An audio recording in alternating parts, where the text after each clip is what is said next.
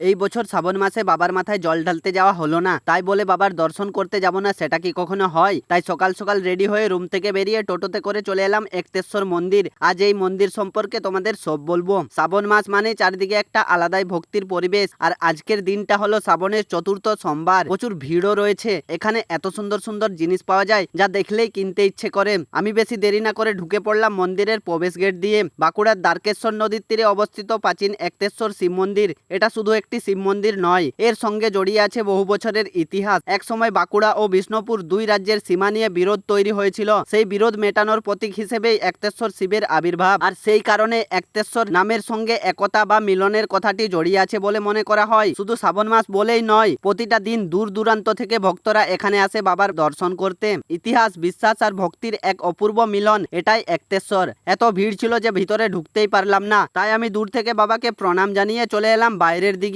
এসে কিছু জিনিসও নিয়ে নিলাম, তারপর ওখান থেকে বেরিয়ে সোজা বাসে উঠে পড়লাম। আর আজ বাসগুলোতে এত ভিড় ছিল যেটা তোমরা দেখতেই পাচ্ছ। তো কিছুটা আসার পর সিট তো পেয়ে গিয়েছিলাম, কিন্তু একদম পিছনের সিট। তো রাস্তার ভিউ দেখতে দেখতে পৌঁছে গেলাম আমাদের মার্কেটের কাছে। সেখানে নেমে হাঁটতে হাঁটতে আসছিলাম, দেখি কিছু ছেলে স্কুল থেকে বাড়ি ফিরছিল, তাই ওদের পিছনে ঝুলে সোজা চলে এলাম বাড়ি। আর এদিকে খেপা ওরাও চলে এসছে আমার কাছে, ওদের জন্য কিছু নিয়ে এসছিলাম, দিয়ে দিলাম, ওরাও খুশি হয়ে গেল। আর তুমিও খুশি হয়ে একটা কমেন্ট করে দিও। চলো দেখা হচ্ছে পরের ভিডিওতে।